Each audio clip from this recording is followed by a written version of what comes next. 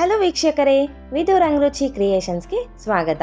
ಮಾವಿನ ಹಣ್ಣಿನ ಸೀಸನ್ ಮುಗಿಯೋದ್ರೊಳಗಡೆ ಏನಾದರೂ ಡಿಫ್ರೆಂಟಾಗಿ ಸ್ವೀಟ್ ಮಾಡಬೇಕು ಅಂದ್ಕೊಂಡಿದ್ರೆ ಇವತ್ತು ನಾನು ಮನೆಯಲ್ಲೇ ಚಿರೋಟಿ ರವೆ ಬಳಸಿ ಸಾಫ್ಟ್ ಆದ ಮ್ಯಾಂಗೋ ರವೆ ಲಡ್ಡು ಹೇಗೆ ಮಾಡೋದು ಅಂತೇಳಿ ತೋರಿಸ್ಕೊಡ್ತೀನಿ.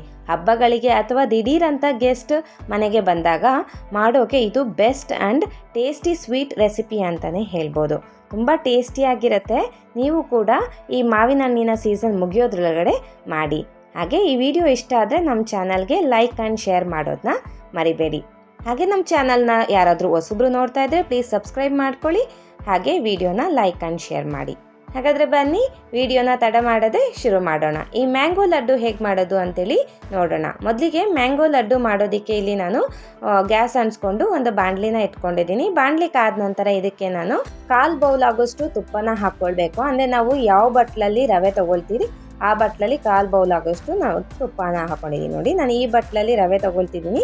ಇದರಲ್ಲಿ 1/4 ಬೌಲ್ ಆಗೋಷ್ಟು ನಾನು ಅಳತೆ ಮಾಡಿ ತುಪ್ಪನ ಸೇರಿಸ್ಕೊಂಡಿದ್ದೀನಿ.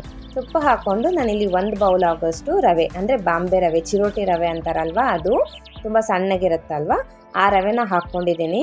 ಇದನ್ನು ನಾವು ಚೆನ್ನಾಗಿ ಹುರ್ಕೊಳ್ಬೇಕಾಗುತ್ತೆ ತುಪ್ಪದಲ್ಲಿ. ತುಂಬ ಚೆನ್ನಾಗಿರುತ್ತೆ. ನಿಮಗೆ ಉರಿತಾ ಆ ರವೆ ಘಮ ಕೂಡ ಬರುತ್ತೆ. ಅಲ್ಲಿವರೆಗೂ ಚೆನ್ನಾಗಿ ನಾವು ಫ್ರೈ ಮಾಡ್ಕೊಳ್ಬೇಕು. ಏನಿಲ್ಲ ಅಂದರೂ ಮಿನಿಮಮ್ ಒಂದು 10 ನಿಮಿಷ ಆದರೂ ನಾವು ಚೆನ್ನಾಗಿ ತುಪ್ಪದಲ್ಲಿ ರವೆನ ಹುರ್ಕೊಳ್ಬೇಕಾಗತ್ತೆ. ನಾವು ಎಷ್ಟು ರವೆ ಚೆನ್ನಾಗಿ ಹುರ್ಕೊಳ್ತೀವಿ ತುಪ್ಪದಲ್ಲಿ ಅಷ್ಟು ಟೇಸ್ಟಿಯಾಗಿ ಬರುತ್ತೆ. ನೋಡಿ, ಇವಾಗ ನಾನು ಒಂದು 10 ನಿಮಿಷ ಚೆನ್ನಾಗಿ ರವೆನ ಹುರ್ಕೊಂಡಿದ್ದೀನಿ. ಘಮ ಎಲ್ಲ ಮನೆಯೆಲ್ಲ ಹರಡಿದೆ. ನಾನು ಇವಾಗ ಗ್ಯಾಸ್ ಸ್ಟವ್ ಆಫ್ ಮಾಡಿಕೊಂಡು ಒಂದು ತಟ್ಟೆಗೆ ಹಾಕ್ಕೊಂಡು ಎತ್ತಿಟ್ಕೊಂಡಿದ್ದೀನಿ. ಅದು ಸ್ವಲ್ಪ ತಣ್ಣಗಾಗಬೇಕು. ಮತ್ತು ಅದೇ ಬಾಣಲಿಗೆ ಈಗ ನಾನು 1/2 ಬೌಲ್ ಆಗೋಷ್ಟು ಸಕ್ಕರೆನ ಹಾಕ್ಕೊಂಡಿದ್ದೀನಿ. ಹಾಗೆ 1/2 ಬೌಲ್ ಆಗೋಷ್ಟು ಮ್ಯಾಂಗೋ ಪ್ಯೂರಿನ ಹಾಕ್ಕೊಂಡಿದ್ದೀನಿ. ಮಾವಿನ ಹಣ್ಣನ್ನು ಚಿಕ್ಕದಾಗಿ ಕಟ್ ಮಾಡಿಕೊಂಡು ನುಣ್ಣಗೆ ರುಬ್ಕೊಂಡು ಸೇರಿಸ್ಕೊಳ್ಳಿ. ಮತ್ತು ನೀವು ಸಕ್ಕರೆನ ನೋಡ್ಕೊಂಡು ಸೇರಿಸ್ಕೊಳ್ಳಿ. ಮಾವಿನ ಹಣ್ಣಿನ ಸಿಹಿ ಕೂಡ ನೋಡ್ಕೊಳ್ಳಿ. ಮಾವಿನ ಹಣ್ಣು ಬಹಳ ಸಿಹಿ ಇತ್ತು ಅಂದರೆ ಸಕ್ಕರೆ ಪ್ರಮಾಣ ಕಮ್ಮಿ ಮಾಡ್ಕೊಳ್ಳಿ. ಸಿಹಿ ನೋಡಿಕೊಂಡು ಸೇರಿಸ್ಕೊಳ್ಳಿ. ನೀವು 1/2 ಬಟ್ಲು ಹಾಕ್ಕೊಂಡ್ರೆ ಸಾಕಾಗುತ್ತೆ. ನಿಮಗೆ ಜಾಸ್ತಿ ಸಿಹಿ ಬೇಕು ಅಂದರೆ ಇನ್ನೊಂದು 4 ಟೇಬಲ್ ಸ್ಪೂನ್ ಜಾಸ್ತಿ ಹಾಕ್ಕೊಳ್ಬೋದು. ನೋಡಿ, ಸಕ್ಕರೆ ಎಲ್ಲ ಕರಗಿದೆ. ಈ ರೀತಿ ನಾವು ಕೈ ಬಿಡ್ದಂಗೆ ತಿರುಗಿಸ್ಕೊಳ್ತಾ ಇರಬೇಕು. ಯಾಕೆಂದರೆ ಎಲ್ಲ ಕಡೆ ಚೆನ್ನಾಗಿ ಸಕ್ಕರೆ ಪ್ರಮಾಣ ನೀಟಾಗಿ ಹರಡ್ಕೊಳ್ಬೇಕಾಗತ್ತೆ. ಅದಕ್ಕೋಸ್ಕರ ಇದೇ ರೀತಿ ನಾವು ತಿರುಗಿಸ್ಕೊಳ್ತಾ ಇರಬೇಕು. ಲೋ ಫ್ಲೇಮಲ್ಲಿ ಇಟ್ಕೊಂಡೇ ಮಾಡ್ಕೊಳ್ಳಿ, ಹೈ ಫ್ಲೇಮಲ್ಲಿ ಇಟ್ಕೊಳ್ಬೇಡಿ. ಲೋ ಫ್ಲೇಮಲ್ಲಿ ಇಟ್ಕೊಂಡೇ ಮಾಡ್ಕೊಳ್ಬೇಕಾಗತ್ತೆ. ಇದನ್ನು ನಾವು ಒಂದೆಳೆ ಪಾಕ ಬರೋವರೆಗೂ ಚೆನ್ನಾಗಿ ಕುದಿಸ್ಕೊಳ್ಬೇಕು. ನೋಡಿ, ಈ ರೀತಿ ಒಂದೆಳೆ ಪಾಕ ಬರಬೇಕು. ಆವಾಗ ಕರೆಕ್ಟಾಗಿ ಆಗಿದೆ ಅಂತೇಳಿ ನೋಡ್ತಿದ್ದಿರ್ಬೋದು ವಿಡಿಯೋದಲ್ಲಿ. ಈ ರೀತಿ ಒಂದೆಳೆ ಪಾಕ ಬಂದಮೇಲೆ ನಾನು ಗ್ಯಾಸ್ ಸ್ಟವ್ನ ಆಫ್ ಮಾಡ್ಕೊಂಡಿದ್ದೀನಿ. ಗ್ಯಾಸ್ ಸ್ಟವ್ ಆಫ್ ಮಾಡಿಕೊಂಡು ಇದಕ್ಕೆ ಒಂದು 1/4 ಟೀ ಸ್ಪೂನ್ ಹಾಕೋಷ್ಟು ಏಲಕ್ಕಿ ಪುಡಿನ ಹಾಕ್ಕೊಂಡಿದ್ದೀನಿ. ಈಗ ಇದು ತಣ್ಣಗಾಗಕ್ಕೆ ಬಿಡಬೇಕು.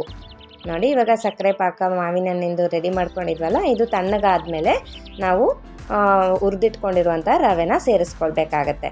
ನೋಡಿ, ರವೆ ಕೂಡ ತಣ್ಣಗಾಗಿದೆ, ಪಾಕ ಕೂಡ ತಣ್ಣಗಾಗಿದೆ. ಈಗ ನಾನು ರವೆನ ಸೇರಿಸ್ಕೊಳ್ತಾ ಇದ್ದೀನಿ. ರವೆ ಸೇರಿಸ್ಕೊಂಡು ಪಾಕದೊಳಗಡೆ ಚೆನ್ನಾಗಿ ನಾವು ಮಿಕ್ಸ್ ಮಾಡ್ಕೊಳ್ಬೇಕು. ನೋಡಿ, ಈ ರೀತಿ ಚೆನ್ನಾಗಿ ಗಂಟಿಲ್ದಂಗೆ ಮಿಕ್ಸ್ ಮಾಡ್ಕೊಳ್ಳಿ. ಗಂಟೇನು ಆಗೋದಿಲ್ಲ, ನೀವು ಆರಾಮಾಗಿ ಮಿಕ್ಸ್ ಮಾಡ್ಕೊಳ್ಬೋದು. ನೋಡಿ, ಈ ರೀತಿ ಚೆನ್ನಾಗಿ ಮಿಕ್ಸ್ ಮಾಡ್ಕೊಳ್ತಾ ಇರಬೇಕು. ತುಂಬ ಟೇಸ್ಟಿಯಾಗಿರುತ್ತೆ.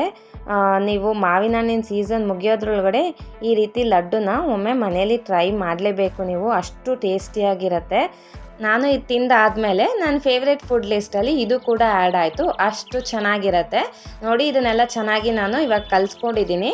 ಇದನ್ನು ನಾವು ಒಂದು 10ರಿಂದ 15 ನಿಮಿಷ ಹಾಗೆ ಬಿಡಬೇಕಾಗತ್ತೆ. ಯಾಕೆಂದರೆ ಎಲ್ಲ ಚೆನ್ನಾಗಿ ಹೊಂದ್ಕೊಳ್ಬೇಕು. ನೋಡಿ, ಈಗ ನಾನು ಒಂದು 15 ನಿಮಿಷ ಬಿಟ್ಟಿದ್ದೆ. 15 ನಿಮಿಷ ಆದಮೇಲೆ ಮತ್ತೆ ಇದನ್ನೆಲ್ಲ ಒಮ್ಮೆ ಮಿಕ್ಸ್ ಮಾಡ್ಕೊಳ್ತಾ ಇದ್ದೀನಿ. ನೋಡಿ, ಅವಾಗ ಹೇಗಿತ್ತು, ಇವಾಗ ಹೆಂಗಿದೆ ಅಂತೇಳಿ ಒಂದು 15 ನಿಮಿಷ ಬಿಟ್ಟರೆ ಇದೆಲ್ಲ ಚೆನ್ನಾಗಿ ರವೆ ಎಲ್ಲ ಮಾವಿನ ಹಣ್ಣಿನ ಪಾಕದಲ್ಲಿ ಚೆನ್ನಾಗಿ ಹೊಂದ್ಕೊಳ್ಳುತ್ತೆ. ನೋಡಿ, ಇವಾಗೆಲ್ಲ ಚೆನ್ನಾಗಿ ಹೊಂದ್ಕೊಂಡಿದೆ. ಒಮ್ಮೆ ಮಿಕ್ಸ್ ಮಾಡಿಕೊಂಡು ನಾವು ಉಂಡೆಗಳನ್ನ ಕಟ್ಕೊಳ್ಬೇಕಾಗುತ್ತೆ. ಹಾಗೆ ನಮ್ಮ ಚಾನಲಲ್ಲಿ ಡಿಫ್ರೆಂಟ್ ಮ್ಯಾಂಗೋ ರೆಸಿಪೀಸ್ಗಳು ಇದ್ದಾವೆ. ಅದು ಕೂಡ ನೀವು ಹೋಗಿ ಚೆಕ್ ಮಾಡ್ಕೊಳ್ಬೋದು. ಐ ಕಾರ್ಡ್ ಕೂಡ ಹಾಕಿರ್ತೀನಿ. ಮಾವಿನ ಹಣ್ಣಿನ ಹೋಳಿಗೆ ಅಂತೂ ಸೂಪರಾಗಿರುತ್ತೆ. ಅದು ಕೂಡ ನಾನು ಐ ಕಾರ್ಡ್ ಹಾಕಿರ್ತೀನಿ, ಚೆಕ್ ಮಾಡ್ಕೊಳ್ಳಿ. ನೋಡಿ, ಈಗ ಕೈಗೆ ಸ್ವಲ್ಪ ತುಪ್ಪ ಸವರ್ಕೊಂಡು ನಿಮಗೆ ಬೇಕಾದ ಸೈಜ್ನಲ್ಲಿ ನಿಧಾನವಾಗಿ ಲಡ್ಡುಗಳನ್ನ ಕಟ್ಕೊಳ್ಳಿ. ನೋಡಿ, ಎಷ್ಟು ಪರ್ಫೆಕ್ಟಾಗಿ ಸಾಫ್ಟ್ ಆದ ಮ್ಯಾಂಗೋ ರವೆ ಲಡ್ಡು ರೆಡಿಯಾಗಿದೆ ಅಂಥೇಳಿ. ನೋಡಿ, ಎಷ್ಟು ಚೆನ್ನಾಗಿ ಬಂದಿದೆ, ಎಷ್ಟು ಶೈನಿ ಆಗಿದೆ ಅಂಥೇಳಿ. ನಾನು ಇದೇ ರೀತಿ ಒಂದೊಂದೇ ಉಂಡೆಗಳನ್ನ ಕಟ್ಕೊಂಡು ನಾನು ಒಂದು ಪ್ಲೇಟಲ್ಲಿ ಇಟ್ಕೊಳ್ತಾ ಇದ್ದೀನಿ. ತುಂಬ ಟೇಸ್ಟಿಯಾಗಿರುತ್ತೆ. ಈ ಮ್ಯಾಂಗೋ ಅಂದರೆ ಎಲ್ಲರಿಗೂ ತುಂಬ ಇಷ್ಟ ಆಗುತ್ತೆ, ಯಾಕೆಂದರೆ ಇದು ಮಾವಿನ ಹಣ್ಣಿನ ಸೀಸನ್ ಬಂದಾಗ ಮ್ಯಾಂಗೋ ಅಂತೂ ಎಲ್ಲರೂ ತಿಂದಿರ್ತೀರ. ಈ ರೀತಿಯಾದ ಡಿಫ್ರೆಂಟ್ ಆಗಿರುವಂತಹ ಸ್ವೀಟ್ನ ಕೂಡ ಒಮ್ಮೆ ಮನೆಯಲ್ಲಿ ಟ್ರೈ ಮಾಡಿ ತಿಂದು ಹೇಗೆ ಬಂತು ಅಂತೇಳಿ ಕಮೆಂಟ್ ಮಾಡಿ. ನೋಡಿ, ಇವಾಗ ಎಲ್ಲ ಮ್ಯಾಂಗೋ ರವೆ ಲಡ್ಡು ರೆಡಿ ಆಗಿದೆ. ನಾನು ಇವಾಗ ಅದನ್ನು ಒಂದು ಸರ್ವಿಂಗ್ ಪ್ಲೇಟ್ಗೆ ಸರ್ವ್ ಮಾಡ್ಕೊಳ್ತಾ ಇದ್ದೀನಿ. ಇದ್ರ ಮೇಲೆ ನೀವು ಯಾವುದಾದ್ರೂ ಡ್ರೈ ಫ್ರೂಟ್ಸ್ನಿಂದ ಅಲಂಕಾರ ಮಾಡ್ಕೊಳ್ಬೋದು. ನಾನಿಲ್ಲಿ ಬಾದಾಮಿನ ಚೂರು ಮಾಡಿಕೊಂಡು ಇಟ್ಕೊಳ್ತಾ ಇದ್ದೀನಿ. ನೀವು ದ್ರಾಕ್ಷಿಯಿಂದ ಆದರೂ ಹಾಕ್ಕೊಬೋದು, ಪಿಸ್ತಾ, ಗೋಡಂಬಿ ಯಾವುದೋ ಡ್ರೈ ಫ್ರೂಟ್ಸಿಂದ ಅಲಂಕಾರನ ಮಾಡ್ಕೊಳ್ಬೋದು. ನೋಡಿದ್ರಲ್ವ ಎಷ್ಟು ಸಾಫ್ಟಾಗಿ ಬಂದಿರುವಂತಹ ಮ್ಯಾಂಗೋ ರವೆ ಲಡ್ಡು ರೆಡಿಯಾಗಿದೆ ಅಂತ. ನೋಡೋಕ್ಕೂ ಸೂಪರ್ ಆಗಿದೆ, ತಿನ್ನೋದಕ್ಕಂತೂ ಅದ್ಭುತ. ನಾನು ತೊಗೊಂಡಿರೋ ಕ್ವಾಂಟಿಟಿಯಲ್ಲಿ ಇಷ್ಟು ಮ್ಯಾಂಗೋ ರವೆ ಲಡ್ಡುಗಳು ರೆಡಿಯಾಗಿದೆ. ನೀವು ಕೂಡ ಇವತ್ತೇ ಮನೆಯಲ್ಲಿ ಟ್ರೈ ಮಾಡಿ ನಿಮ್ಮ ಮಕ್ಕಳಿಗೆ ಕೊಡಿ, ಖಂಡಿತ ಇಷ್ಟಪಡ್ತಾರೆ. ಈ ವಿಡಿಯೋ ಇಷ್ಟ ಆದರೆ ಲೈಕ್, ಶೇರ್ ಮಾಡಿ ಮತ್ತು ನಮ್ಮ ವಿದು ರಂಗ್ ರುಚಿ ಕ್ರಿಯೇಷನ್ಸ್ ಚಾನಲ್ಗೆ ಸಬ್ಸ್ಕ್ರೈಬ್ ಆಗೋದನ್ನ ಮರಿಬೇಡಿ. Thank you.